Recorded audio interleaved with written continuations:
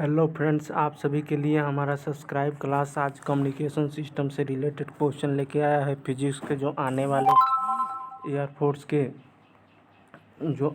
हमारे एयरफोर्स और नेवी के एग्ज़ाम में बहुत ही पूछे जाते हैं ऐसे क्वेश्चन। तो इसीलिए हमारा सब्सक्राइब क्लास आप लोगों के लिए लेके आया है एक फिजिक्स के बहुत ही महत्वपूर्ण क्वेश्चन जो कि कम्युनिकेशन सिस्टम से रिलेटेड है। तो हमारा ये पहला क्वेश्चन ये कहता है कि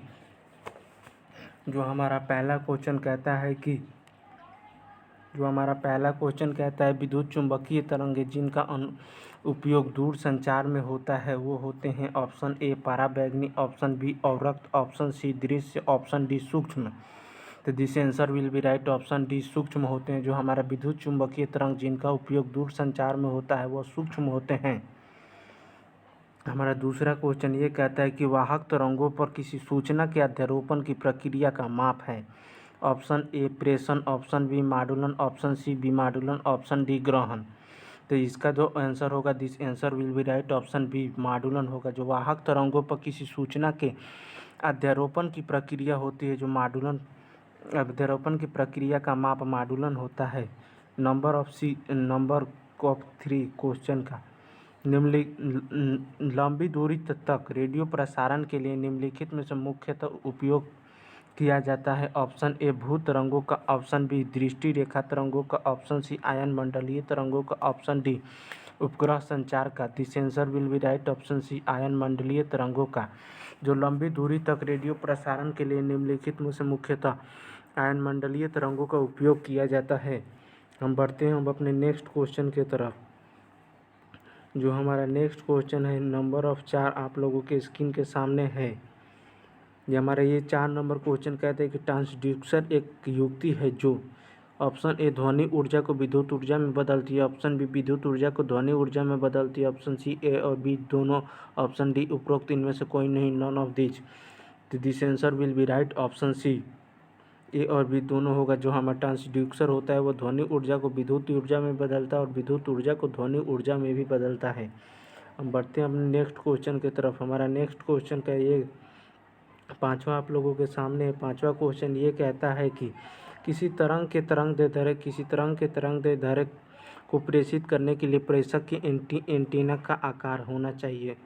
ऑप्शन ए कुछ भी, ऑप्शन बी तरंग दैर्ध्य से कम, ऑप्शन सी तरंग दैर्ध्य से अधिक, ऑप्शन डी तरंग दैर्ध्य के लगभग बराबर। This answer will be right. Option B तरंग दैर्ध्य से कम। किसी रेडियो तरंग को प्रेषित करने के लिए प्रेषक के एंटीना का आकार तरंग से जो होगा एंटीना का आकार वो तरंग दैर्ध्य से कम होगा। नेक्स्ट क्वेश्चन हमारा कहता है कि वायुमंडल में वायु की विद्युत चालकता पृथ्वी तल से ऊंचाई बढ़ने पर ऑप्शन ए बढ़ती है, ऑप्शन बी घटती है, ऑप्शन सी अपरिवर्तित रहती है, ऑप्शन डी पहले से घटती है फिर बढ़ती है।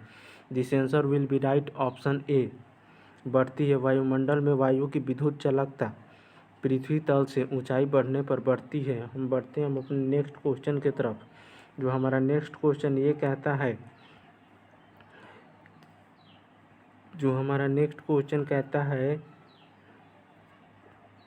कि आंतरिक संचार में पृथ्वी के वायुमंडल की कौन सी परत की महत्वपूर्ण भूमिका होती है। तो ऑप्शन ए क्षोभ मंडल, ऑप्शन बी आयन मंडल, ऑप्शन सी समताप मंडल की, ऑप्शन डी मध्य मंडल की। दिस आंसर विल बी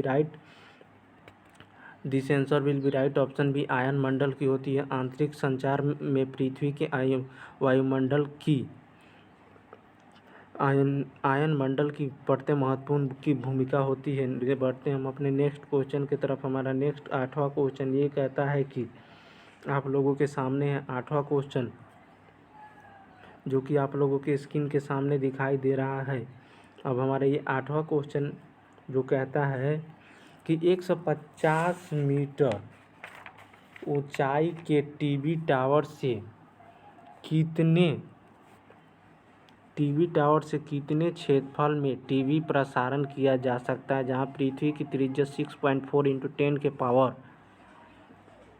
जो हमारी 6 मीटर है। तो हम जानते हैं कि टीवी टावर की जो प्रास होती है D equal to root under 2HR। तो इस पर हम जब इसमें हम वैल्यू को पुट करेंगे तो 2 इंटू 150 इंटू 6.4 इंटू हमारा हो जाएगा 10⁻⁶। जब इसे हम सॉल्व करेंगे तो हमारा जो आंसर, और हम जानते हैं कि प्रसारण सेवा का क्षेत्रफल A equal to pi D square होता है। तो जब यहाँ पर हम वैल्यू को पुट करेंगे तो पाई इंटू 2 इंटू 150 इंटू जो हमारा 6.4 इंटू 10⁻⁶ होगा। अब इसे हम जब सॉल्व करेंगे तो 9.2 या 1 मिनट आप लोगों को ये हटा देते हैं स्क्रीन से। आई होप आप लोगों को समझ आई होगी। उतार लीजिए कॉपी कलम से। अब बढ़ते हम नेक्स्ट की तरफ। जो हमारा आएगा 19.2 पाई इंटू 10⁸ मीटर स्क्वायर। हम बढ़ते हम अपने नेक्स्ट क्वेश्चन की तरफ। जो हमारा 10वां क्वेश्चन कहता है, हमारा जो 10वां क्वेश्चन कहता है वायुमंडल का वह भाग, वह क्षेत्र जिसमें मुक्त इलेक्ट्रॉन तथा आयन होते हैं कहलाता है। जो हमारा कहलाता है समताप मंडल ऑप्शन बी, बहिर्मंडल ऑप्शन सी, आयन मंडल ऑप्शन डी। इनमें से कोई नहीं। This answer will be right option C, आयन मंडल कहलाता है। वायुमंडल का वह क्षेत्र जिसमें मुक्त इलेक्ट्रॉन तथा आयन होते हैं आयन मंडल कहलाता है। हमारा जो नेक्स्ट क्वेश्चन कहता है कि आयन मंडल में प्लाज्मा आवृत्ति भी इलेक्ट्रॉन घनत्व n तथा n पर किस प्रकार निर्भर करती है। तो हम जानते हैं कि प्लाज्मा आवृत्ति V equal to 9 into √n होता है। प्लाज्मा आवृत्ति हमारी √9 इंटू n होती है, जो कि हमारा डी ऑप्शन दिखाई दे रहा है। हम बढ़ते हैं अब नेक्स्ट क्वेश्चन की तरफ। हमारा जो नेक्स्ट क्वेश्चन आप लोगों की स्क्रीन के सामने है, 12वां क्वेश्चन हमारा ये कहता है कि AM के लिए मॉडुलन सूचकांक होता है। तो इसका जो आंसर होगा हमारा ए के लिए मॉडुलन सूचकांक वो हमारा ऑप्शन ए होगा। और ई अधिकतम माइनस ई न्यूनतम बाई ई अधिकतम प्लस ई न्यूनतम। हम बढ़ते हैं नेक्स्ट क्वेश्चन की तरफ। AM का तरंग का अधिकतम आयाम 15 वोल्ट पाया गया तथा न्यूनतम आयाम 3 वोल्ट पाया गया, तब मॉडुलन का सूचकांक जो होगा वो, तो हम जानते हैं कि ए अधिकतम इक्वल टू हमारा जो होगा EC plus EM equal to हमारा 15 वोल्ट, इतना हमें पता होगा। और ए न्यूनतम equal to EC minus EM equal to हमारा 3 वोल्ट होगा।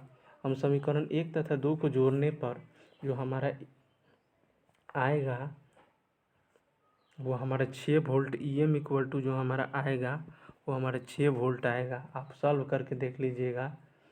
अब हम जानते हैं कि तरंग का मॉडुलन सूचकांक MA इक्वल टू, तरंग का मॉडुलन सूचकांक MA इक्वल टू जो हमारा होता है EM by EC। EM by EC होगा तो जो हमारे, तो EM हमारा 6 बाई EC 9 हो जाएगा इक्वल टू जो हमारा होगा 2/3 हो जाएगा। तो 2/3 हमारा कहीं ऑप्शन दिखाई रहा है बी होगा, तो ऑप्शन बी हमारा राइट होगा।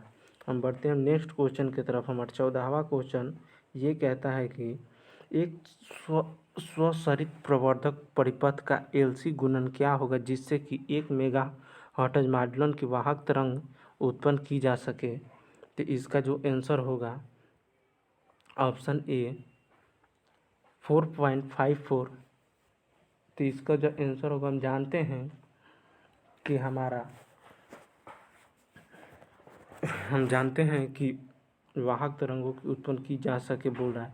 तो हम जानते हैं कि 1/2 पाई √LC इक्वल टू हमारा 1 मेगा हर्ट्ज होगा, 1 मेगा हर्ट्ज होगा।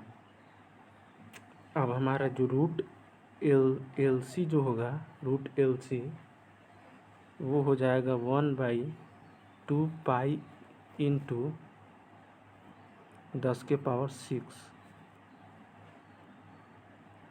अब जो हमारा एल सी होगा, जब हमारा एल सी इधर से स्क्वायर हटेगा तो 1/2 इंटू 10⁻⁶ का होल स्क्वायर।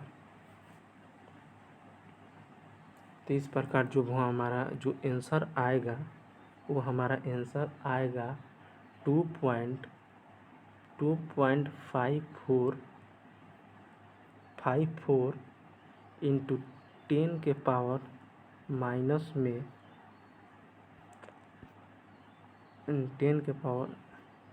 जो आएगा हमारा -14 आएगा। आई होप आप लोगों को समझ आई होगी। 1 मिनट, ये हमारा क्वेश्चन कहाँ है? ये हमारा ऑप्शन बी होगा सही है इसका आंसर। जो इसका आंसर होगा इसका आंसर जो होगा ऑप्शन हमारा बी सही होगा। 2.54 इंटू 10⁻⁻14 सेकेंड। बढ़ते हैं अपने नेक्स्ट क्वेश्चन की तरफ। और 15वां क्वेश्चन ये कहता है कि दृष्टि रेखीय संचार के लिए क्या यह आवश्यक है कि प्रेषक एंटीना की ऊंचाई अभिग्राहिक एंटीना की ऊंचाई के बराबर हो। कोई टीवी प्रेषक एंटीना की 81 मीटर ऊंचा है। यदि अभिग्राही एंटीना के भू स्तर पर है तो यह कितने क्षेत्र में सेवाएं प्रदान करेगा? तो हमारा जो 15वां क्वेश्चन ये कह रहा है कि एंटीना की ऊंचाई h इक्वल टू 81 मीटर। पृथ्वी की त्रिज्या हमें पता है r equal to 6.4 into 10⁻⁶ metre. अतः हम जानते हैं कि दृष्टि रेखीय संचार के लिए यह आवश्यक नहीं है कि एंटीना की ऊंचाई अभिग्राहिक एंटीना की ऊंचाई के बराबर हो।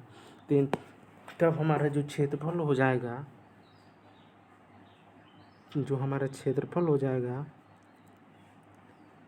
वो हमारा पाई डी स्क्वायर हमारा क्षेत्रफल हो जाएगा। और प्रास हो जाएगा डी इक्वल टू, जो हमारा प्रास हो जाएगा डी इक्वल टू वो हो जाएगा √2HR। तब हम जानते हैं कि प्रसारण सेवा में क्षेत्रफल जो होगा, प्रसारण सेवा में क्षेत्रफल A इक्वल टू जो हमारा हो जाएगा वो पाई इंटू 2HR हो जाएगा। तो अब इसी में हम अपने वैल्यू को पुट करेंगे। तो इतना फ़िलहाल आप लोग नोट कर लीजिए, नोट कर लिए होंगे तो बताइए। हम अब आगे बढ़ते हैं अपने। तो इसमें जब हम वैल्यू को पुट करते हैं, हमारा जो प्रसरण का जो क्षेत्रफल था A equal to pi into 2HR, इसमें हम अपनी वैल्यू को पुट करेंगे तो पाई का मान 22/7 इंटू हमारा H दिया है इंटू 2 इंटू 81 इंटू 6.4 इंटू 10 के पावर जो हमारा है 6 है। अब इसे हम जब सॉल्व करेंगे तो हमारा आएगा 3260 किलोमीटर, 3260 किलोमीटर स्क्वायर, जो कि हमारा ऑप्शन बी है। तो यही इसका आंसर होगा। हम बढ़ते हैं नेक्स्ट क्वेश्चन की तरफ। जो हमारा नेक्स्ट और 16वां क्वेश्चन ये कहता है कि एक 100 मीटर लंबा एंटीना 500 मीटर ऊंचाई इमारत पर लगा है। यह संयोजन लैम्ब्डा तरंगदैर्ध्य की तरंगों के लिए संचरण टावर बन जाएगा जहां लैम्ब्डा है। तो जहां लैम्ब्डा है तो हमारा नेक्स्ट 16 नंबर क्वेश्चन। तो हम जानते हैं कि हमारा एल जो लंबाई दिया है हमारा 100 मीटर दिया ही है, और जो लैम्ब्डा हमें निकालना है तो हम जानते हैं कि एल इक्वल टू λ/4 होता है। तो हमारा जो लैम्ब्डा होगा वो 4L होगा, जब यहाँ तक हमें लैम्डा का मान 4L पता चल गया, एल का मान तो हमें पता ही है, तो लैम्डा इक्वल टू 4 इंटू हम 100 कर देंगे, तो वही हमारा हो जाएगा 400 मीटर, जो कि आंसर हमारा ऑप्शन ए है। बढ़ते हैं नेक्स्ट क्वेश्चन की तरफ। नेक्स्ट क्वेश्चन हमारा कहता है 17वां क्वेश्चन, जो कि आप लोगों की स्क्रीन के सामने है। 17वां क्वेश्चन कहता है कि एक पैक्स संदेश को मुंबई से वाशिंगटन तुल्यकालिक उपग्रह द्वारा भेजना है। फैक्स के भेजने तथा प्राप्त होने में न्यूनतम विलंब कितना होगा, यदि तुल्यकालिक उपग्रह की ऊंचाई 36,000 किलोमीटर दिया है।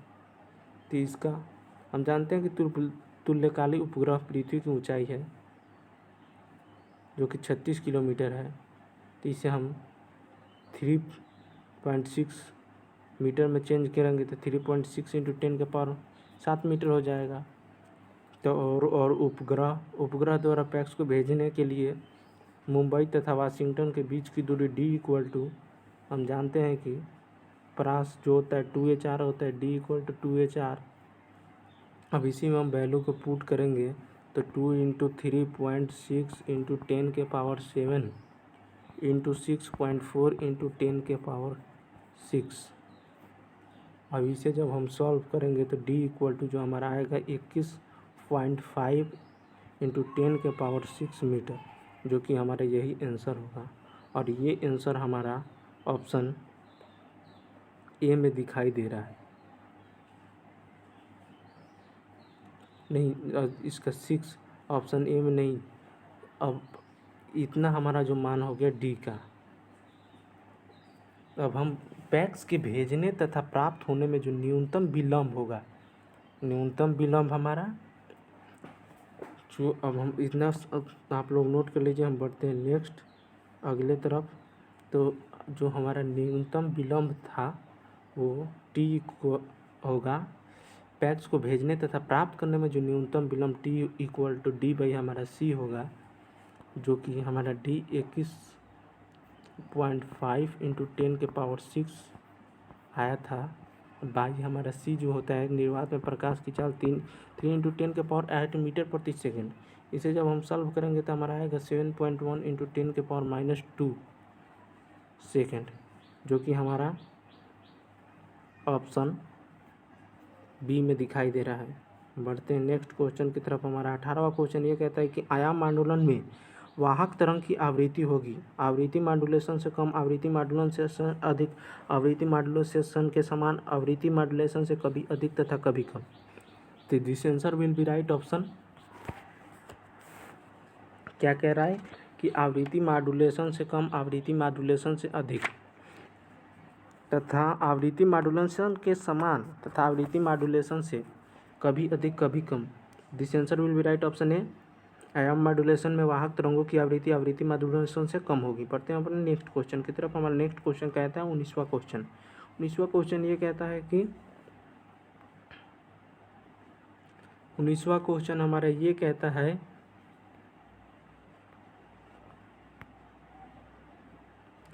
कि एक जयवाहक तरंग की आवृत्ति 1.5 हर्ट्ज एवं आयाम 50 वोल्ट है। इस वाहक का तरंग 50% मॉड्यूलेशन में 10 किलो हर्ट्ज की जैक वोल्टेज के अनुरूप किया गया है। तो निम्न एवं उच्च बैंडों की आवृत्ति क्रमशः होगी। तो आवृत्ति हमारी क्रमशः होगी। तो हम जानते हैं कि एफ सी इक्वल टू हमारा जो आवृत्ति एफ सी इक्वल टू 1.5 है, इसे हम मेगा हर्ट्ज में है, इसे हम किलो हर्ट्ज में जब चेंज करेंगे तो हमारा माइनस का 10 किलो हर्ट्ज हो जाएगा, इक्वल टू जो हमारा होगा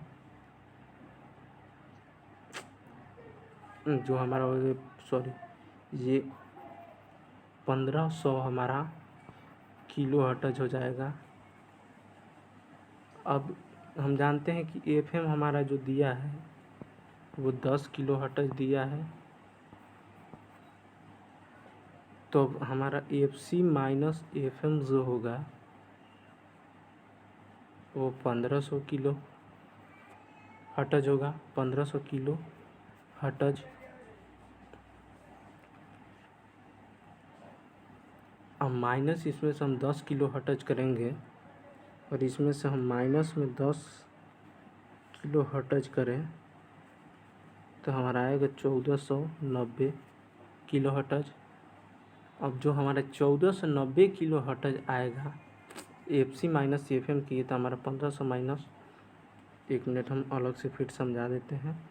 जो हमारा F C minus F M equal to, F C हमारा 1500 किलो हर्ट्ज है माइनस एफ एम हमारा 10 किलो हर्ट्ज है, तो ये हमारा हो जाएगा 1490 किलो हर्ट्ज। ये हमारा 1490 किलो हर्ट्ज हो जाएगा। तथा बोल रहा है कि उच्च बैंड की आवृत्ति F C plus F M हो जाएगा हमारा। तो एफ सी प्लस हमारा एफ एम हो जाएगा 1500 हमारे ये 1500 हर्ट्ज और प्लस 10 हर्ट्ज इक्वल टू हमारा ये 1510 किलो हर्ट्ज हो जाएगा। यही हमारा जो कि आंसर होगा 1510 किलो हर्ट्ज ये, या 1490, ऑप्शन ए हमारा हो जाएगा। अब हम बढ़ते हैं नेक्स्ट क्वेश्चन, अपने 20वें क्वेश्चन की तरफ। हमारा 20वां क्वेश्चन कहते हैं कि आवृत्ति 30 मेगा हर्ट्ज से 300 मेगा हर्ट्ज तक के रेडियो तरंग संबंधित हैं। आवृत्ति 30 मेगा हर्ट्ज से 300 मेगा तक के रेडियो तरंगे संबंधित हैं। This answer will be right, option ए उच्च आवृत्ति बैंड से होगी। आवृत्ति 30 मेगा हर्ट्ज से 300 मेगा हर्ट्ज तक की रेडियो तरंगे उच्च आवृत्ति बैंड से संबंधित हैं। बढ़ते हम अपने नेक्स्ट क्वेश्चन की तरफ। हमारा नेक्स्ट क्वेश्चन 21वां क्वेश्चन ये कहता है कि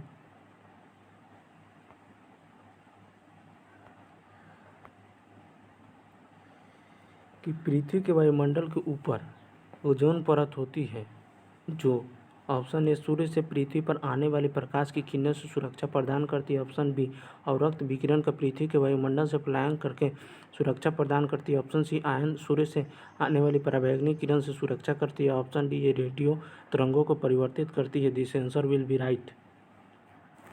ऑप्शन क्या कह रहा है, सूर्य से पृथ्वी तक आने में सहायक करती है।